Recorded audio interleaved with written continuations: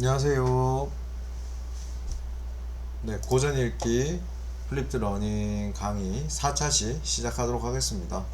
우리 실제로 주차로는 이제 수업 주차로는 13주차에 해당을 하죠.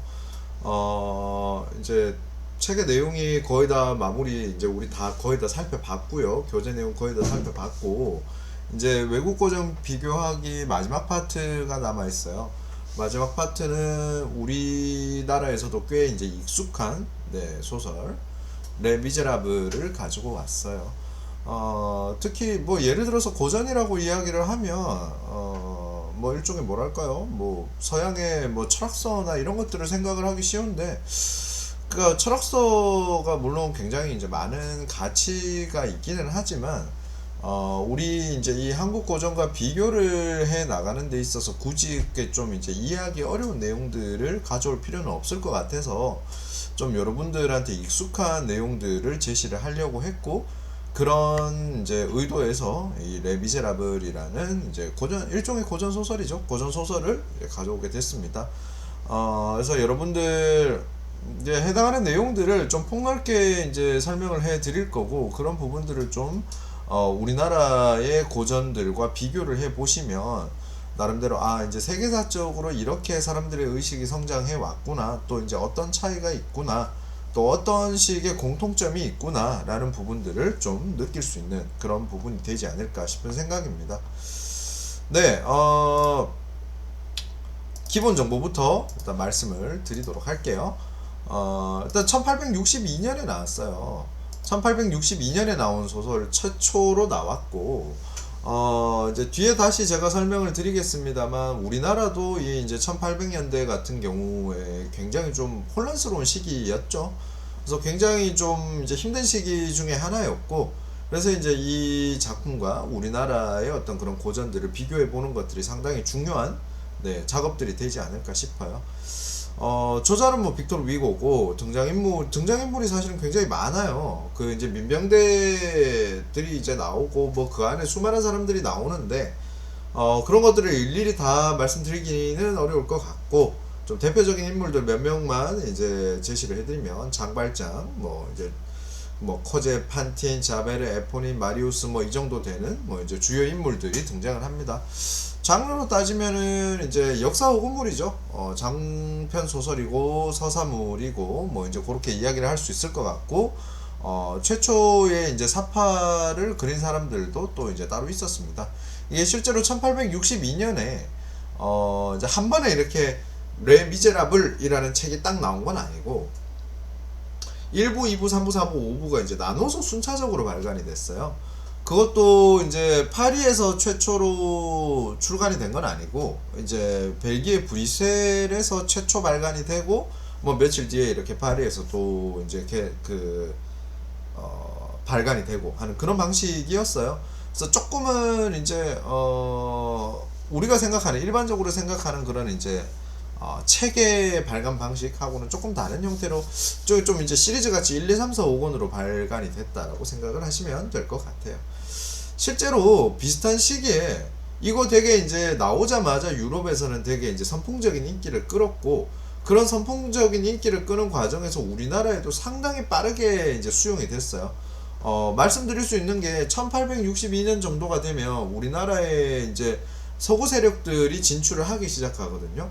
본격적으로 서구 세력들이 진출을 하기 시작하면서 우리나라의 소위 이제 개화파 지식인들을 중심으로 이 이제 유럽의 어떤 그런 역사 소설이나 이런 것들을 번역을 하려는 그런 움직임들이 생겨나게 돼요. 거기에서 이 레 미제라블이라는 이제 일종의 고전은 우리나라 말로 되게 빠르게 번역이 돼서 우리나라에 유입이 되게 되고요. 이제 오른쪽에 보는 그림들이 이제 초창기에 이제 그렇게 저게 된 네네네. 그, 이제, 번역이 돼서 들어온 그런 이제 책들이라고 이제 이야기를 할 수 있겠습니다.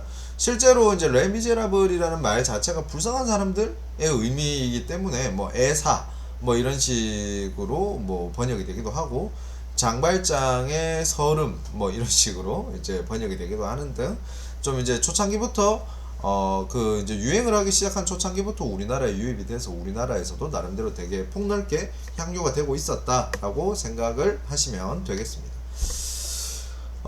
이제 한 가지 키워드를 말씀을 드릴 텐데, 이제 특히 레미제라블 같은 경우에는 이제 주요 키워드가 소위 이제 프랑스 혁명이죠. 프랑스 혁명기, 그리고 이제 되게 불평등한 그런 사회 구조, 모순, 뭐 이런 것들을 이제 이야기를 할 수 있을 것 같아요.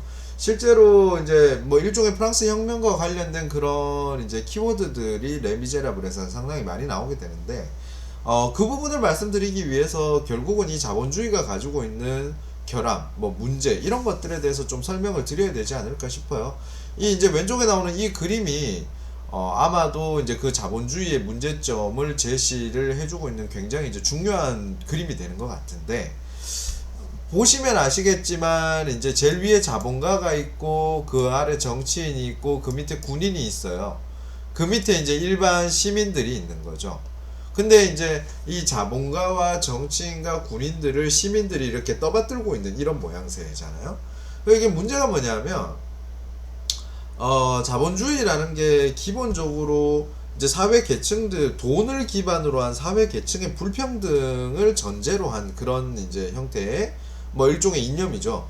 그러니까 이게 돈 많이 버는 사람들이 그만큼의 지위와 권력을 더 막 이제 가지게 되는 그런 이제 구조거든요. 근데 생각해 보세요.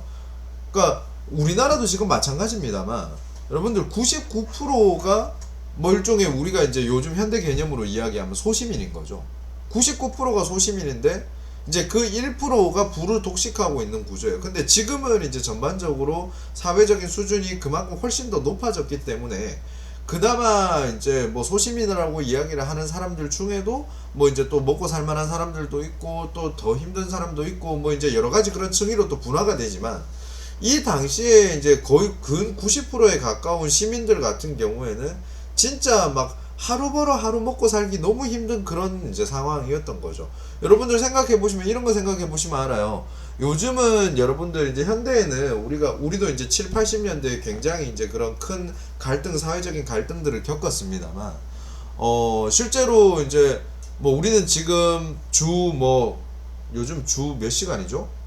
뭐 하여튼 그런 이제 노동 시간이 정해져 있고, 뭐 하루에 8시간 이상 이제 뭐 근무를 하게 되면 초과 수당이 나오고 뭐 이런 이제 세부적인 규정들이 전부 다 만들어져 있잖아요.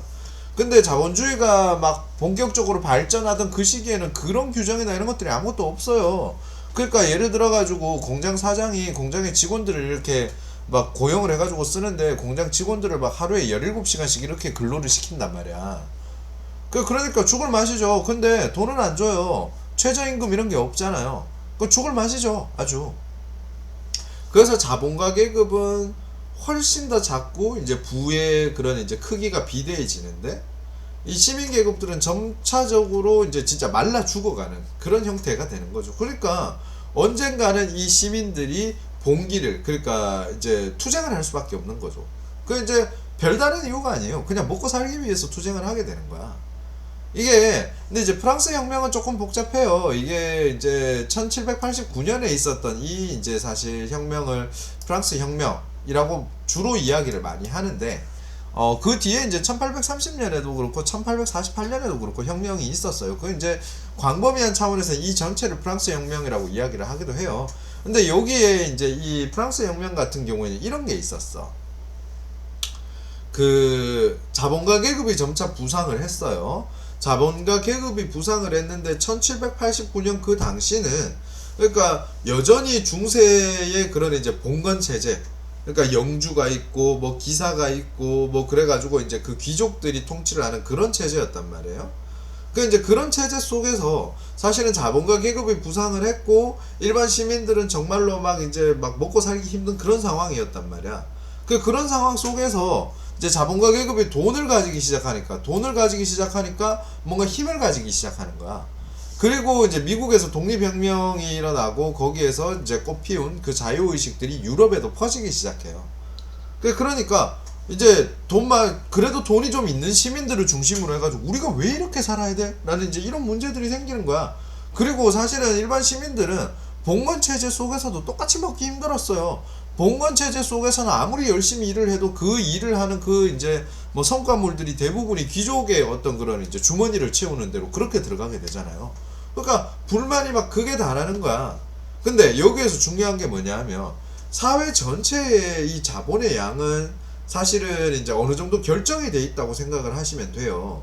그러니까 이게 이제 사회의 그 총량이 그만큼 결정이 돼 있는데 자본가 계급이 부상을 하면 거기에 해당하는 부가 어디에서 빠져나와야 될 거 아니야. 그게 이제 구체제에서의 왕정, 뭐 또 이제 귀족 이런 데서 그 돈들이 빠져나오는 거야. 그러니까 상대적으로 이게 이제 명예와 권위와 이런 것들은 가지고 있지만 그 양상 레짐이라고 이야기하는 그 구체제에서의 특권 계급들은 점차 실질적인 힘이 빠져가고, 그러니까 자본가를 중심으로 한 시민 계층들이 점차 힘이 커지는 거야.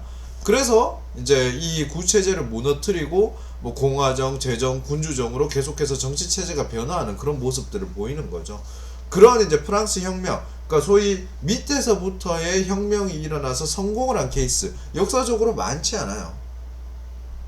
그런 성공 케이스로서 이제 이 프랑스 혁명이 주목할 만한 부분이고, 레 미제라블이라는 소설 속에 아주 중요한 키워드로 들어가 있다라고 이야기를 할 수 있을 것 같아요.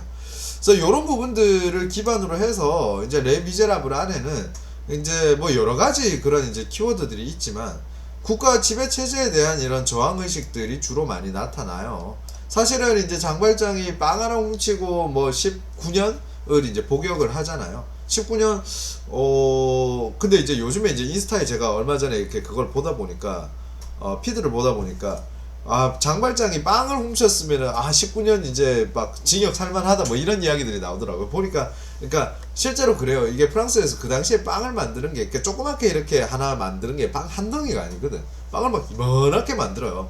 그러니까 그걸 매일매일 만들 수가 없기 때문에 그 정도 훔치면 그 당시에 이제 밀가루 값이나 이제 빵 값이 완전 폭등을 했었거든요. 그러니까 그 정도 빵을 훔치면 그렇지 뭐 19년까지는 아니더라도 꽤 중죄에 해당할 것 같기도 하고, 뭐 어쨌든 그래요. 이제 이런 처벌의 부당성이라든지 이제 사회적으로 빈부격차나 이제 약자들이 완전히 소외될 수밖에 없는 그런 상황들, 이런 것들에 대한 저항의 그런 모습들이 많이 그려지죠.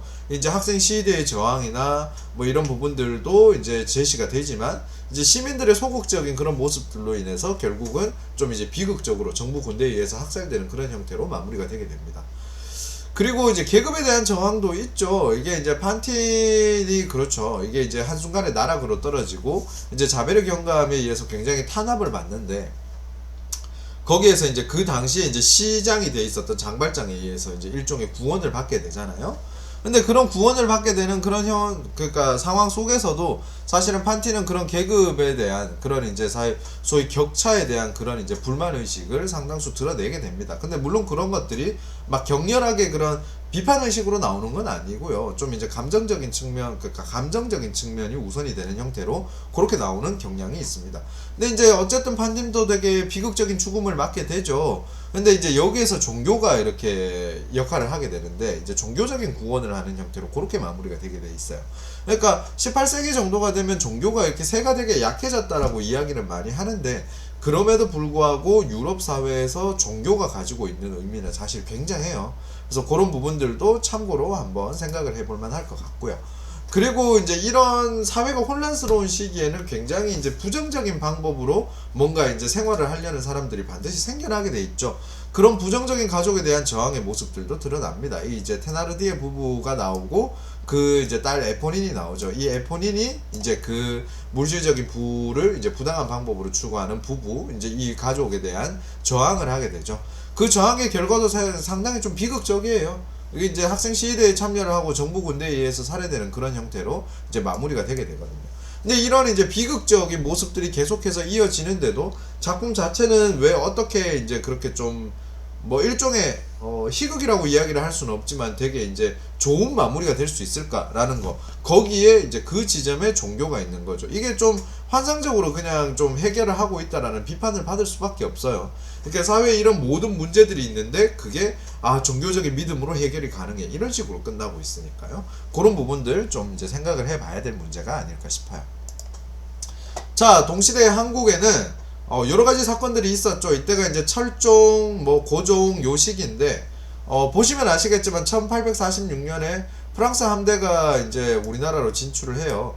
그 뒤에 뭐 이제 제네럴 셔먼호 사건도 있었고, 강화도 조약도 체결하고, 굉장히 이제 외세의 침입이 굉장히 많았던 시기였고요.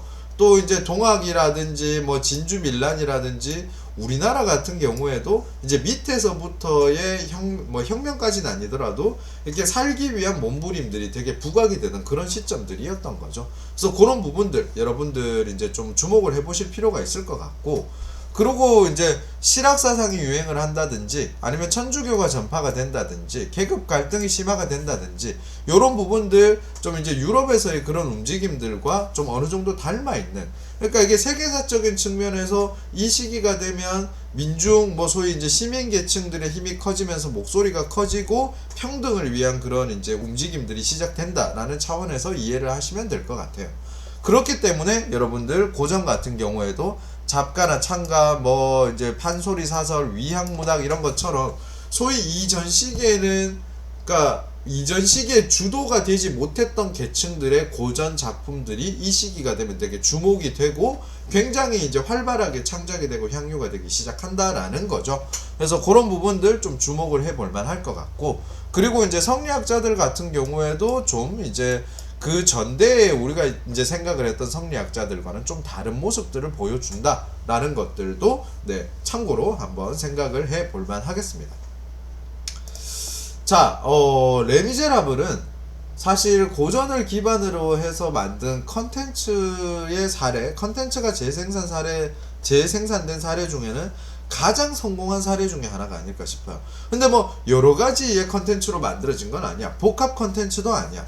이 이제 레미제라블은 이제 소설이 만들어지고 먼저 영화가 개봉이 돼요. 영화가 개봉이 되고 그 다음에 이제 뮤지컬이 1980년대에 만들어져요. 근데 이 뮤지컬 세계적으로 너무 유명하죠. 그리고 이제 영화 같은 경우에도 거의 10년 단위로 계속해서 개봉이 돼요. 그만큼 많이 개봉이 된다라는 거는 그만큼 사람들에게 계속해서 회자가 되고 계속해서 인기를 얻는다라는 의미잖아요. 이거 우리 한번 주목을 해볼 만한 부분인 것 같아요. 그러니까 이 뮤지컬이라든지 영화 같은 경우는 조금 다릅니다만 뮤지컬이라는 게 그렇게 막 새로운 방식의 컨텐츠가 아니잖아요. 그러니까 되게 전통적인 방식의 컨텐츠를 가지고 사실상 이제 되게 현대에 만들었는데 그 이제 단일 컨텐츠만으로 굉장히 이제 큰 컨텐츠의 유행을 만들어내게 된 거죠. 그렇게 이 빅토르 위고의 레 미제라블은 계속해서 사람들에게 새로운 의미들을 주고 있다는 거죠, 지금까지.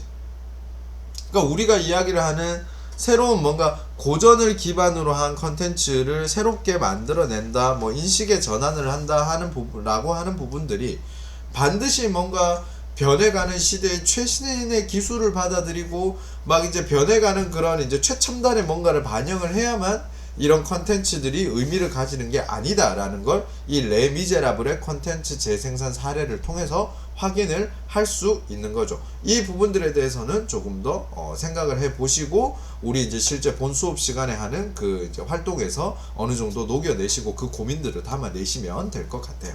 자, 그러면 여기까지 하고 우리 이제 4차시 실제 이제 수업에서 13차시에 이론 그 강의는 마치도록 하겠습니다. 수고하셨습니다.